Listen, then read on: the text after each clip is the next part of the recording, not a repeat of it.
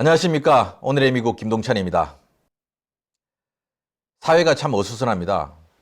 러시아와 우크라이나의 전쟁인지 아니면 코로나인지 하여튼 코로나와 전쟁 이것들이 맞물려 들어가면서 사회가 어수선합니다. 뭐 자고 일어나면 주가가 어떻게 되었다느니 이런 뉴스부터 먼저 나오고 모든 뉴스들이 하루 종일 러시아의 우크라이나의 침공에 관련돼서 다루고 있는데 이런 사회적으로 어수선한 시기들은 사실 과거에 늘 반복적으로 있었습니다.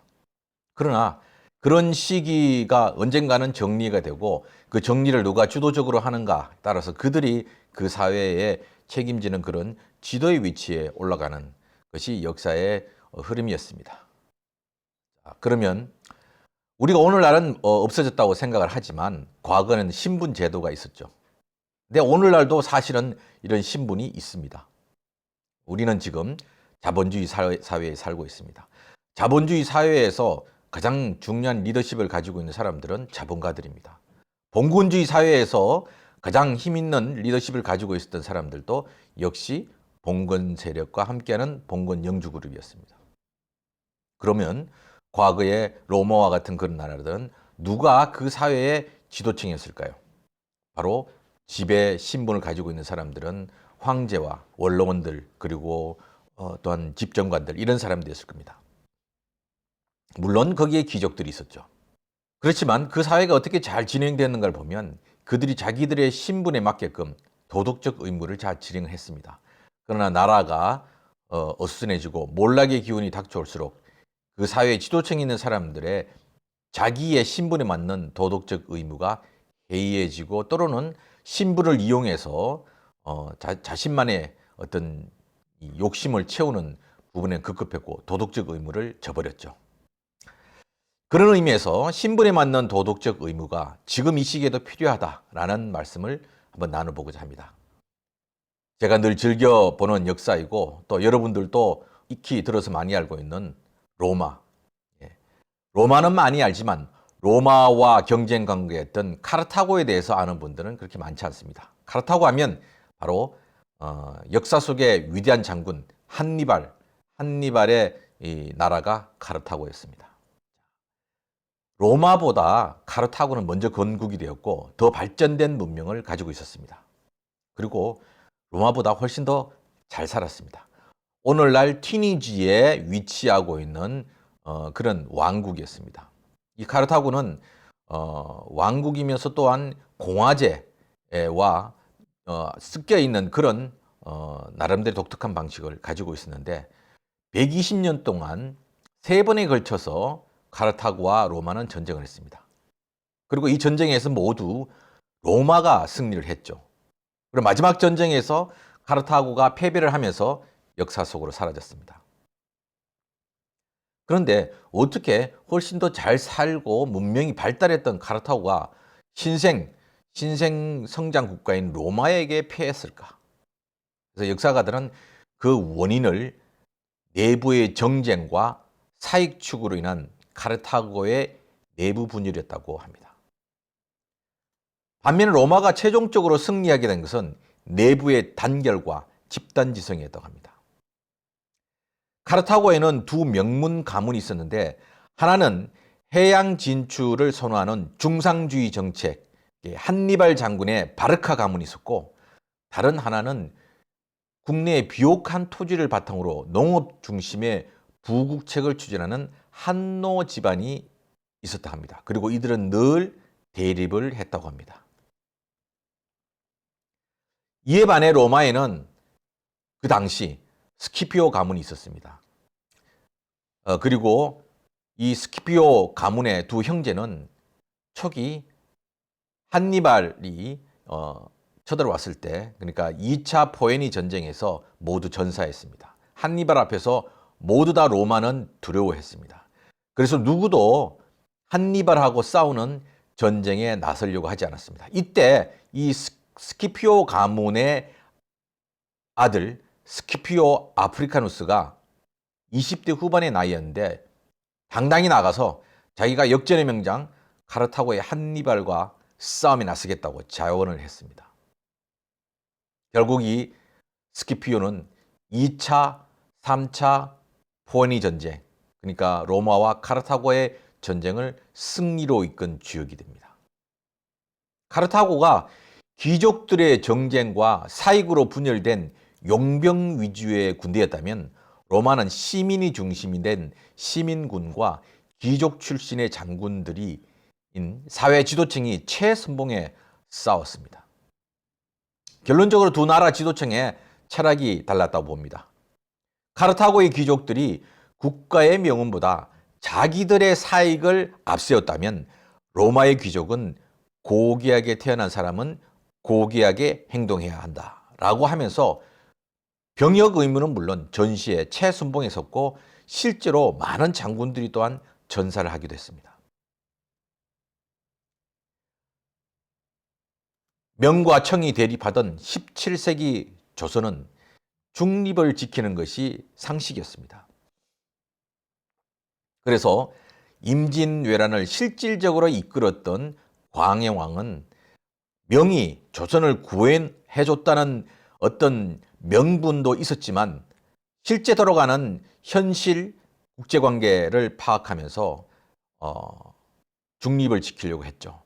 그래서 자신이 보낸 이 부대에게 상황을 봐서 불리할 것 같으면 그냥 청나라에게 항복하라, 이러한 명을 내리기도 했습니다.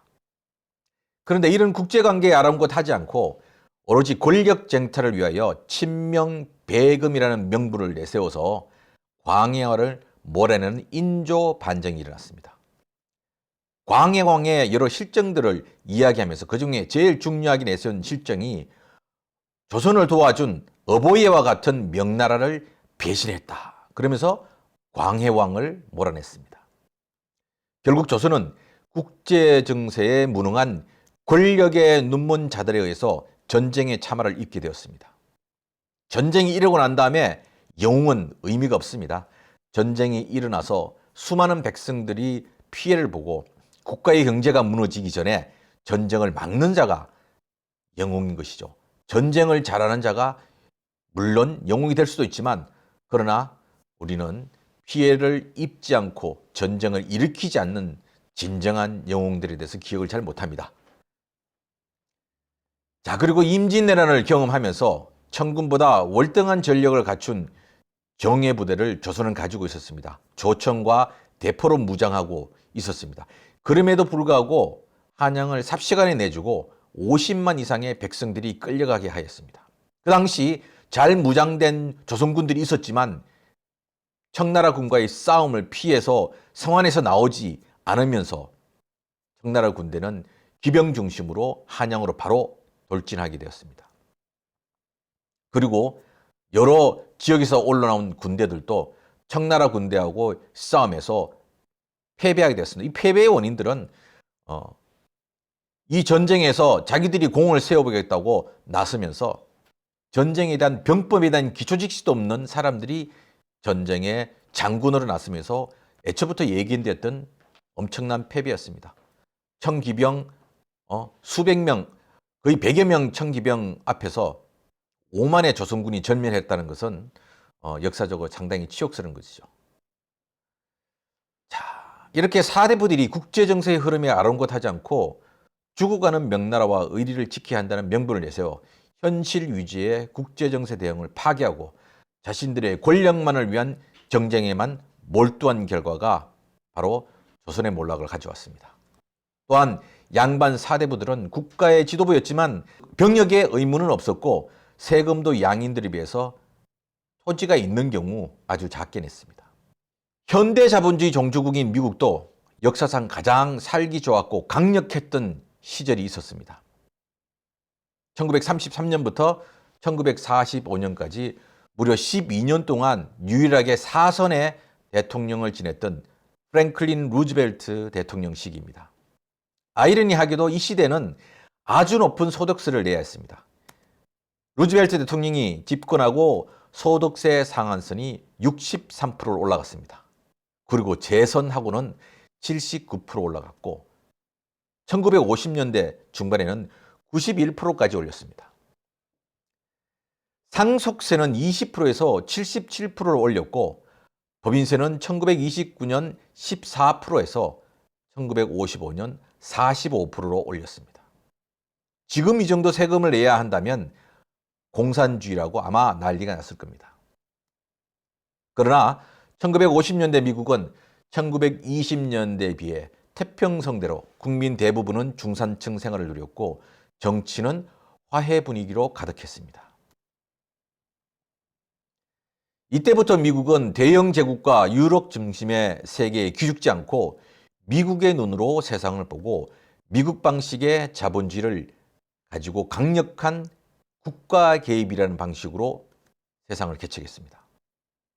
그리고 정부가 나서서 자본주의 열매를 많이 따는 사람들에게 더 많은 세금을 거두어 그들이 신분에 상하는 도덕적 의무를 강제하게 했습니다. 물론 시대는 변했습니다. 지금 루즈벨트의 정책으로 되돌아갈 수는 없겠죠. 그러나 미국식 자본주의를 강화하고 발전시켜야 미국의 부자들이 존재할 수 있습니다. 그러려면 미국의 시민들이 미국의 자본주의에 대한 믿음과 희망을 가질 수 있어야겠죠. 로마 제국의 유지와 발전을 위한 책임은 황제와 로마의 귀족들에게 있었고 봉건 시대의 유지와 발전에 대한 책임은 봉건 영주들과 귀족들에게 있었습니다. 그러면 자본주의 미국의 유지와 발전에 대한 가장 큰 도덕적 의미와 책임은 누구에게 있을까요? 우리는 그것을 잘 보고 시민으로서, 유권자로서 늘 미국의 정치에 참여해야 될 것입니다.